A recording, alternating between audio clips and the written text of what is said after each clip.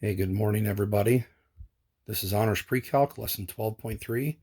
We've got roots of complex numbers. This isn't as bad as it looks.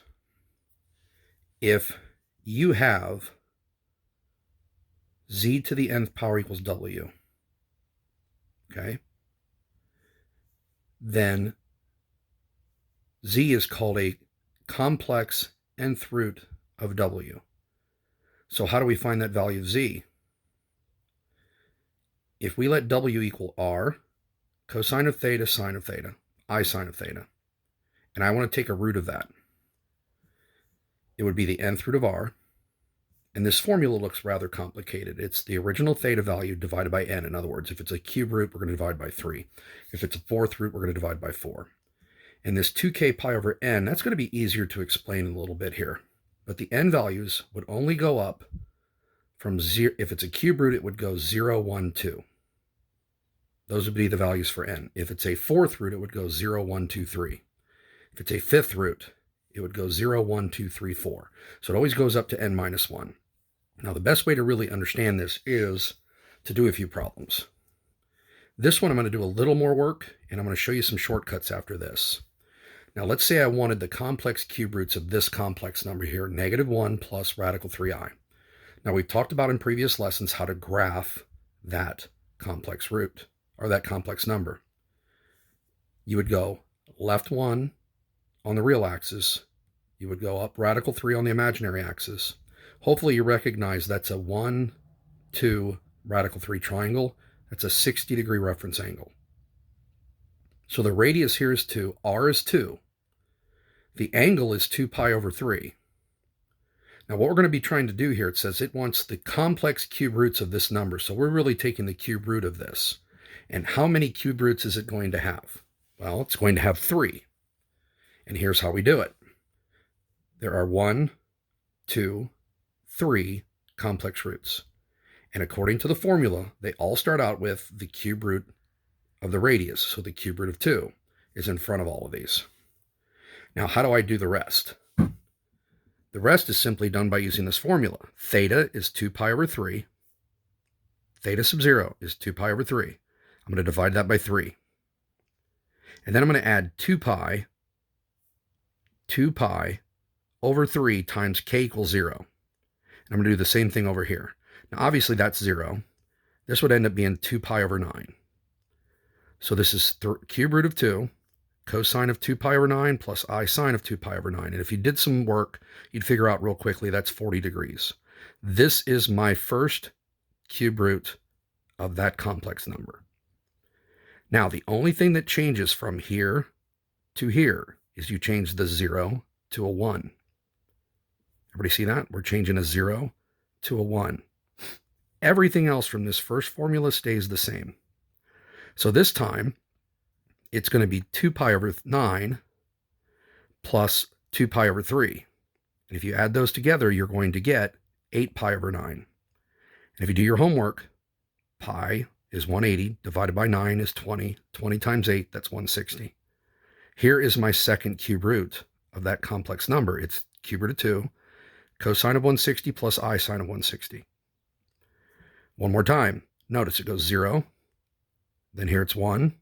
And the last one's going to be 2. 1 less than the root number. So the root number is 3. I'm taking a cube root, so I go as high as 2. Same formula as I did up here. As I did here. As I did here. You're going to take 2 pi over 9 plus 4 pi over 3. That comes out to be 14 pi over 9. And again, that's 14 times 20, so it's 280. These are the 3 cube roots of that complex number. Now, do I really want to go through all this work? Absolutely not. I'd have to go through the work on the first problem, which is pretty simple. If I can figure out that 40 degrees, here's what's happening the rest of the way. Does anybody notice I'm adding 120 degrees every time? How am I coming up with that 120? Take a full circle. If it's a cube root, we're going to divide by 3. If it's a fourth root, we're going to divide by 4. If it's a fifth root, we're going to divide by 5. So anytime you're doing a cube root, those cube roots are going to be 120 degrees apart. What's 360 divided by 4? 90. So when you do a fourth root, all of the roots are going to be 90 degrees apart. What's 360 divided by 5? Well, it's 72. So when you do fifth roots, all the roots are 72 degrees apart. That's why these are easier to do in degrees. And then if you have to convert back to radians, we can do that. But this is a very simple way to find the cube roots of some complex numbers. Let's look at a few other types of problems here we're going to have to do in this lesson. Okay. At the top of the page, you literally see a graph of the answers to that previous problem. Here's the first cube root at 40 degrees. Here's the next cube root at 60 degrees. Here's the next cube root at 280. Notice they're equally spaced around the circle. That would be true for all of these root problems. Now, let's do this the easy way. What are the fourth roots of radical 3 minus I? Now, how do I graph radical 3 minus I? Radical 3 is the real, negative 1 is the imaginary. So radical 3 to the right, down 1 on the imaginary. Hopefully you recognize again, this is a 30, 60, 90 triangle. The hypotenuse would be 2. The reference angle would be 30. So my angle here is 11 pi over 6 or 330 degrees. And you'll notice it says do it in degrees. So I'm going to do everything else in degrees here. Now the radius is 2. So in front of all of these fourth roots, it's going to be the fourth root of that radius, the fourth root of 2. Whenever you're given a complex number, we got to find the radius to be able to do these complex roots. Now, the original angle is 330. I'm taking a fourth root. So we're going to take that 330 and we're going to divide by 4. That gives me 82.5. So my first root is the fourth root of 2, cosine of 82.5 plus I sine of 82.5. And there's a shortened way to do this. Everybody see that CIS? Sorry about my typos here and my scratchy handwriting, but that's R. That represents cosine I sine, and that's theta. This is a shortened version of how to write this. I'm not sure if they'll let you do it in their homework. I would certainly let you do it on a test or a quiz or an exam, but this is a shorter way to write that. Now, what did I do the rest of the way? What changes? The angle changes. How much is the angle changing? Well, take 360 and divide by 4, you get 90. All of these roots should be 90 degrees apart. So look, if I add 90, I get 172.5. If I add 90, I get 262.5. And if I add 90, I'm going to get 352.5. So this is a real quick, simple way to find all of those fourth roots. Now, let's do something that's not as obvious. What are the fifth roots of I? Well, remember, another way to write I is 0 plus I. So you're going left to right 0, you're going up or down 1. We are on the axis at 90 degrees. And how far am I from the origin? I'm 1 unit away from the origin, from the pole. So what we've got here is we've got an angle theta is 90, a radius of 1. Now, obviously, if we take the fifth root of 1, these are all going to be 1s. I took the fifth root of the radius. That's just 1. Now, how do I come up with this first angle? I take this original angle theta right there. And what root am I taking? I'm taking a fifth root. So I'm going to take that 90 and I'm going to divide by 5. That gives me 18. My first answer is 1 cosine of 18 plus I sine of 18. And there's my shortened version. Now, how much are these angles going to jump by every time? Well, we're doing a fifth root. So take 360 and divide by 5. You're going to get 72, like I said earlier. So what do these angles jump by?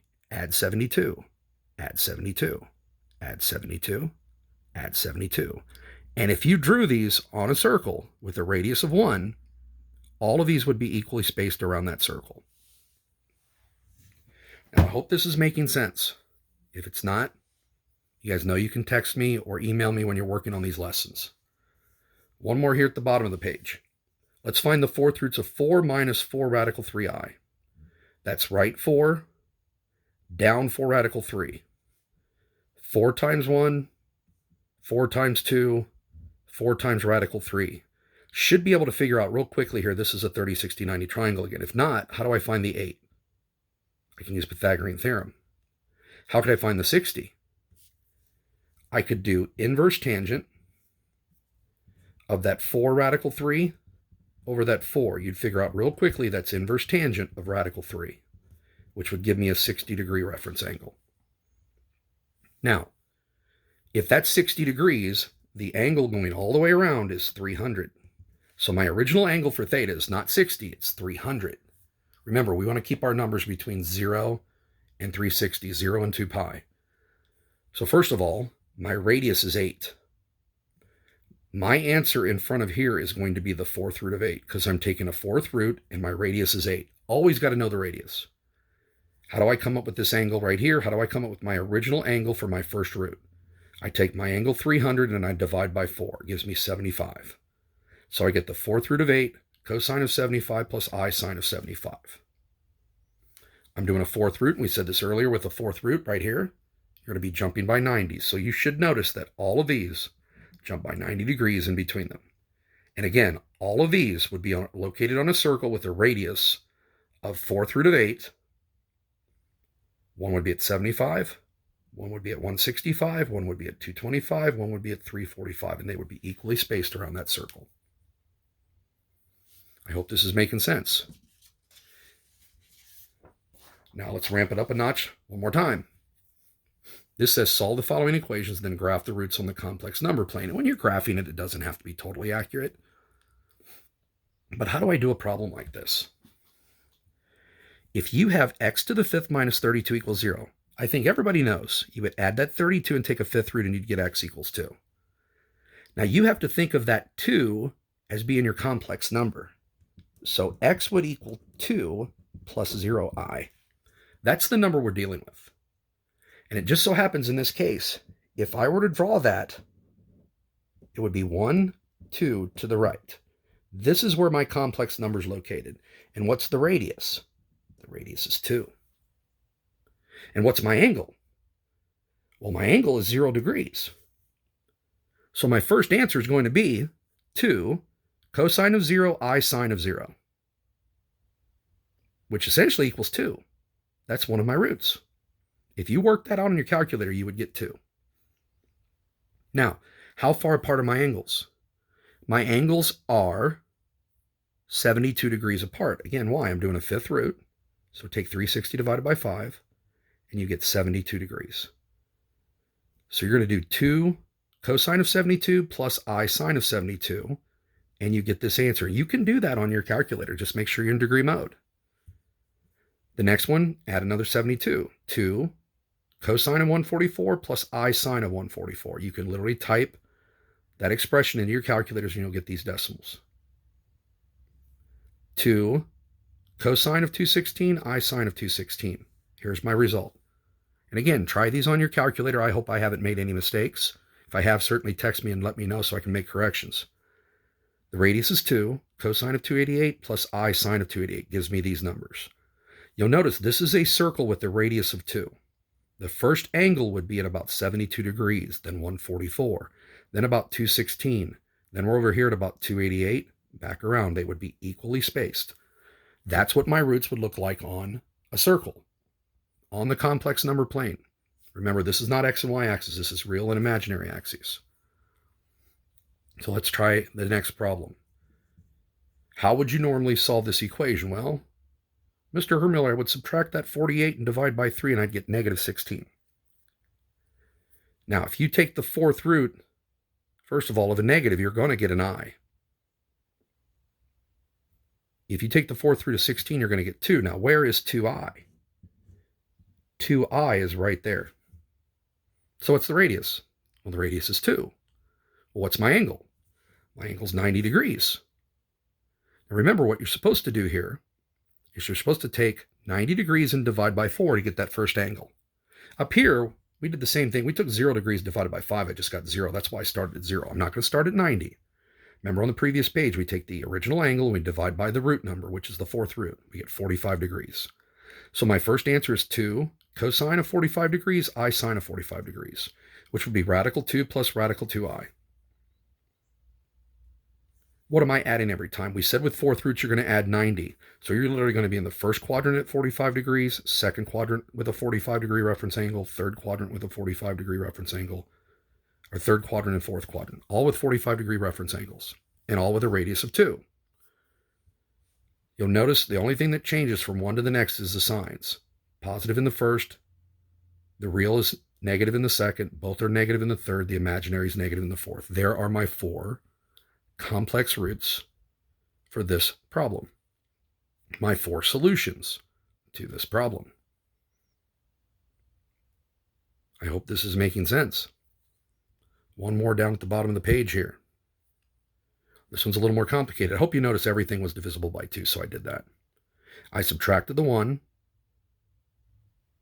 I subtracted the I radical 3. I'm going to try and take the fourth root of negative 1 minus I radical 3. Well, where is negative 1 minus I radical 3? It'd be left 1. It would be down 3. Again, that's a 60-degree reference angle. The radius is 2. So when you're doing this, the radius is the fourth root of 2.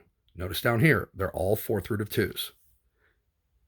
Secondly, what's the angle here? It's not 60. It's the angle that takes you all the way around to there, which is 240 degrees. Now, what do I have to do with that 240?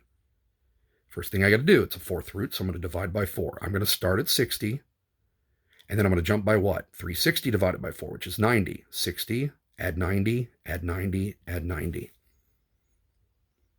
Now, you could obviously figure out some exact values for these. I just gave the decimals for now, because cosine of 60 is obviously 1/2. Sine of 60 is obviously radical 3 over 2. But I think this was just as easy to give decimals. Again, like I've said before, if any of this lesson is not making sense, you got to make sure you text me. Let me know if you have questions. Feel free to send me pictures via text or email me if you have any questions. Hopefully you're all doing well. I'll talk to you all soon. Herm Dog out.